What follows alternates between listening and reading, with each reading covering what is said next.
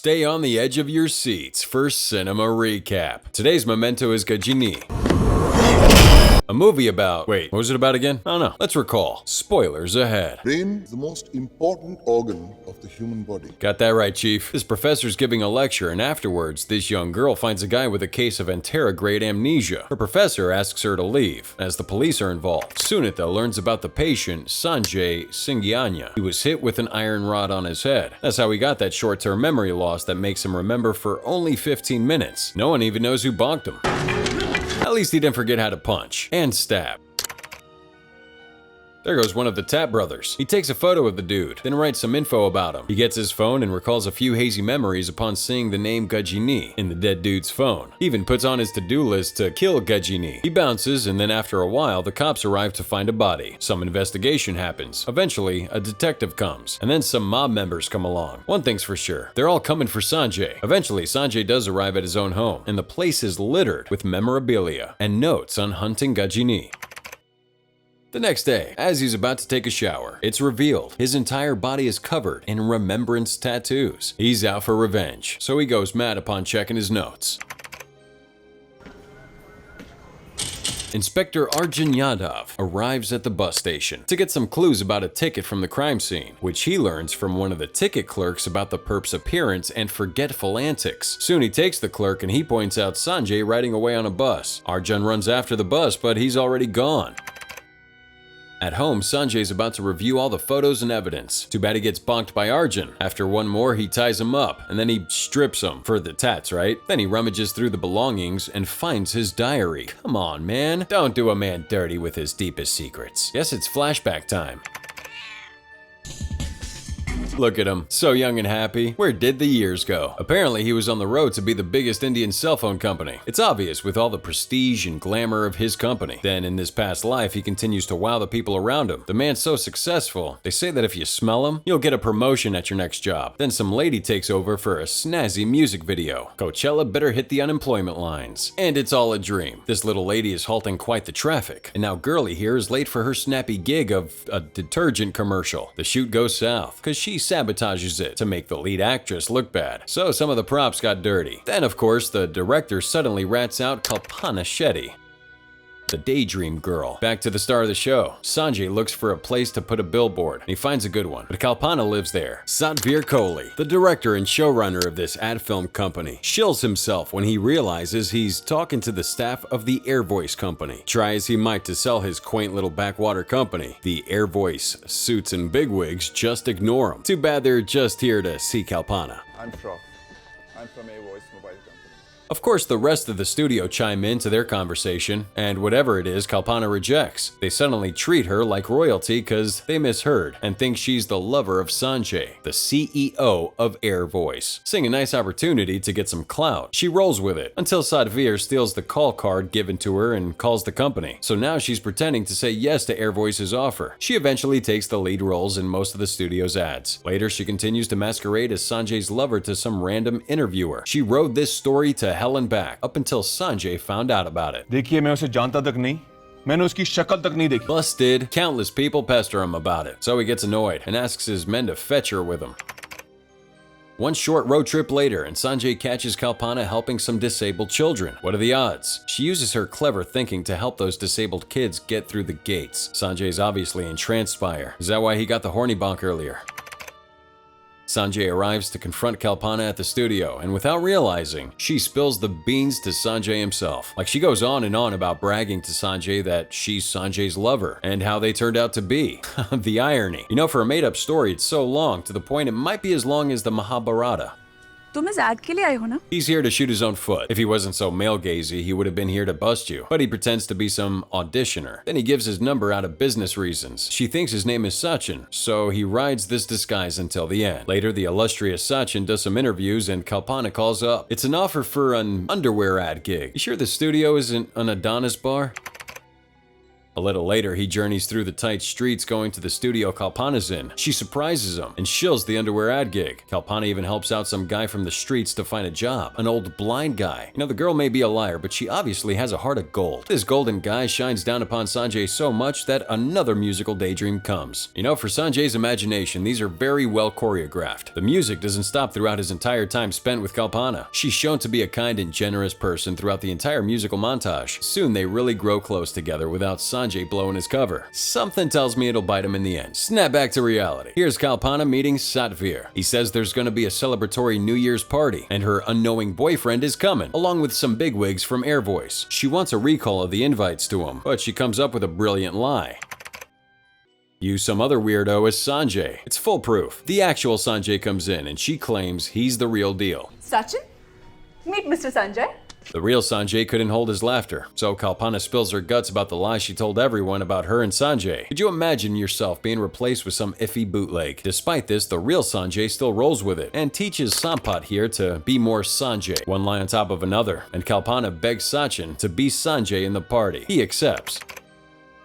Satvir reminds Kalpana that the appearance of Sanjay is instrumental to her job, but when all hope is lost, Sanjay appears as the life of the party. Kalpana is very impressed with his entry, but still weirded out by the kiss. Sampat's still jealous that he didn't get the role. Suddenly, some charity girls arrive and request a donation. Kalpana thinks this is overacting, but Sanjay donates over 500,000 rupees. No? Really, girl? Can't smell that something's fishy? Oh well. So for the rest of the party, Sanjay sells the act to Kalpana, and she's so hilariously ecstatic about it that I love you. Whoa, buddy. Writing a little fast, aren't we, Schumacher? Kalpana's caught off guard and confused, so she requests some time to think about it. She said she'll give an answer the next day, and then she's dropped off, and Sanjay thinks that the best time to confess is when she accepts his wedding proposal without telling he's actually Sanjay. If not, he'll just fade like Marina Joyce. Hey, we're getting to the good part. Arjun arrives to get some more information out of Sanjay, but he's out cold, so he finds another diary. Alright, back to the How's he supposed to read that if you punched his eyes out? Well, they have an erratic brawl, and just as the inspector was about to get a face full of flame retardant, Sanjay's old staff visits him, along with his doctor. They offer some help and personnel, but he refuses. They leave, and a reminder alarms, it's time to game in Ghajini. So Sanjay sneaks into a college festival, and Ghajini is a chief guest, specifically a rich and powerful benefactor. Then he encounters Sunita, but she gets whisked away by her friends. On the stage later, one of the staff members welcomes Ghajini as the giant benefactor to the school. Sanjay takes his picture a few times. While he broods, cue to the ill-paced musical number. Sanjay tests if Ghajini's number on his phone was right. Well, Ghajini answers and immediately hangs up. Maybe call him at 3 a.m. Later, he calls Ghajini from outside, but he doesn't understand due to the music, so he gets one of his lackeys to take it. Sanjay tells the lackey to come to the basement parking lot. Then they have a very out-of-context tussle. Too bad Sanjay forgets what Ghajini looked like, and he has the wrong guy. The actual Ghajini arrives with his Decepticons and turns the parking lot into a shooting gallery. Sanjay manages to slither out of that American school. On his dying breath, the lackey dies in Ghajini's arms. He thinks it might be revenge that has come to haunt him from 2 years ago, so he orders his lackey to make a list of all the jobs done 2 years prior. The day after, Sunita visits Sanjay and finds all the clues Sanjay left out for himself. Our guy doesn't keep his doors locked. Of course, Sunita gets these photos and finds Arjun tied up in a closet. She frees him, and as they're about to book it, Ghajini shows up with no memories of who they are. Arjun makes a run for it, with Sanjay and Sunita behind. Too bad the bus totally annihilates him. Sanjay forgets, but the stupid action of Sunita makes her look sus to Sanjay. So they have another Tom and Jerry chase montage. She disguises as a customer in her perfume shop, and the 15 minutes of memories are up. With his memories gone, Sunita poses as his friend, but Sanjay is sharper than that, and he catches on that they were in a wild goose chase earlier. Sunita then uses the power of hobos to distract them. Meanwhile, at Ghajini's, cue the montage of him cleansing people. You know that introductory game-ending scene from the new Suicide Squad movie? Yeah, it's a bit like that. He's here erasing mistakes. By mistakes, I mean people. सब तो खत्म हो गए भाई.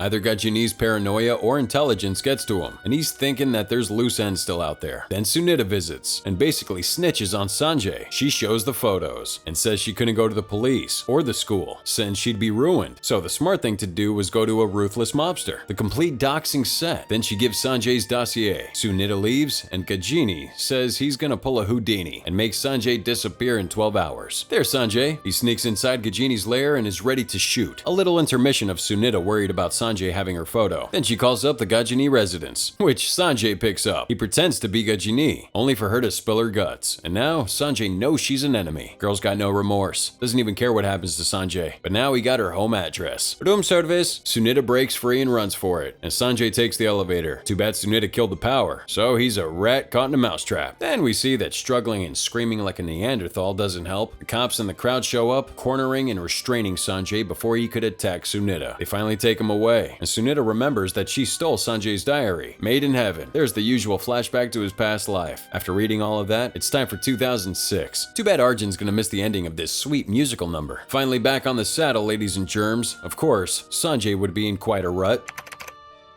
Then the next day, it's Judgment Day. He and Kalpana meet up, and the answer is... I love you.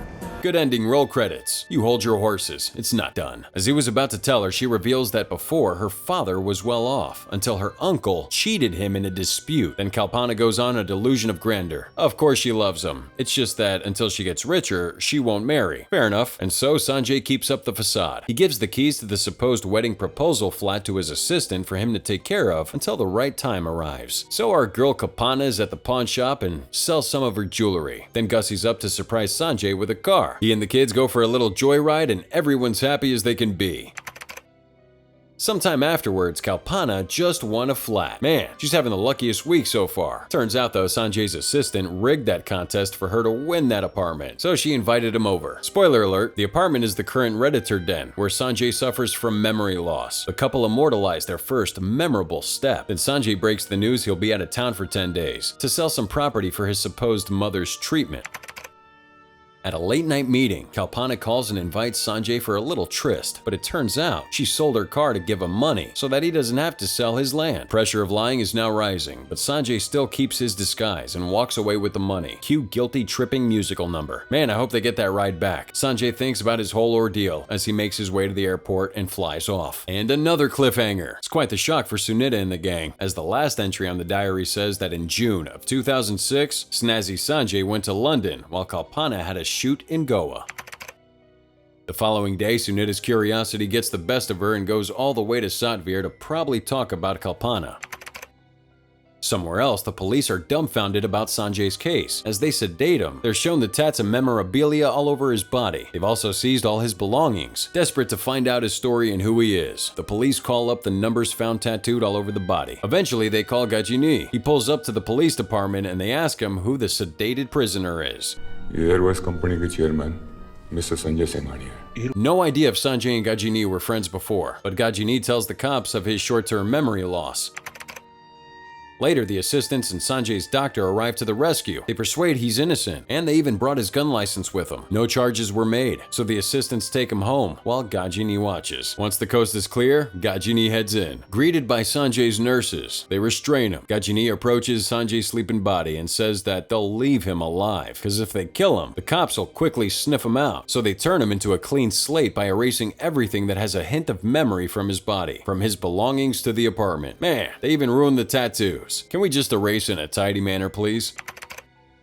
The morning after, Sunita and her friend begin their day by researching in the library on anything about Sanjay or Kalpana. They track down a kid, and it looks like she tells him an awful story. Guessing this is a flashback, because there's Kalpana, and she finds a kid on the run from human trafficking, so she tries to help her out, until some shady-looking guys come to take her away. In exchange, she gives away her gold necklace. Fair trade, and they leave. Until they don't, they swipe the girl from her. But conveniently, there's a car full of cops nearby, so they beat the loving rupees out of the traffickers, and all the girls go free. Even the news picks up on their heroism. A huge crackdown occurred. Several criminals were arrested thanks to her. Too bad though, 2 girls go missing, so she investigates. There, Ghajini comes and says he killed both girls and dumped them in the sea since they snitched about him. Man, they were kids. Amazingly, Kalpana walks away scot-free, but she's tipped off that they're gonna kill her at home. As they were about to kill her, the power went out. Bravo 6 going dark. Kalpana manages to scurry and hide somewhere in the apartment. They try to find her, but Sanjay comes home with flowers. He knocks many times. No one's home, so he goes away. Kalpana makes the mistake of not making her phone silent, so they sniff her out. Sanjay immediately goes back for her, and they reunite. She wants him to escape, and then she whispers, Ghajini,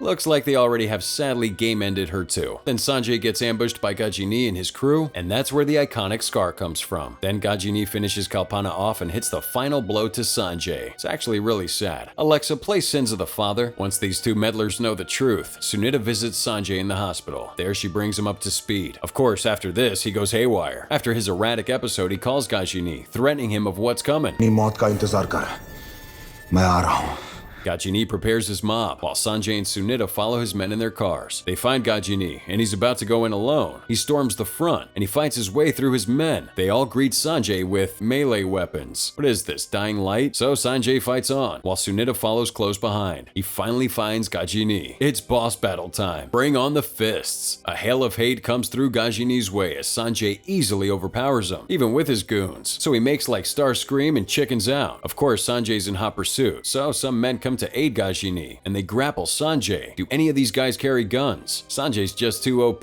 He's clearly maxing poise. Just as he clears the men, his condition kicks in. Boom! Goodbye objectives. With no photos or memorabilia. He has no idea what's going on. He wanders aimlessly until he actually finds Ghajini. Ghajini takes the chance to fool him and then backstabs him. Sunita then gets a much-needed backhand slap. In 15 minutes, Ghajini will take this opportunity to torture him, physically and mentally. He's about to reenact Kalpana's murder with Sunita. I say bash away. Sunita meddles too much. Ghajini batters up, but Sanjay throws him the rod he got stabbed with. Round 2 begins, and even with the deep stab wound, Sanjay absolutely bodies Ghajini. Now it's his turn to feel Kalpana's pain.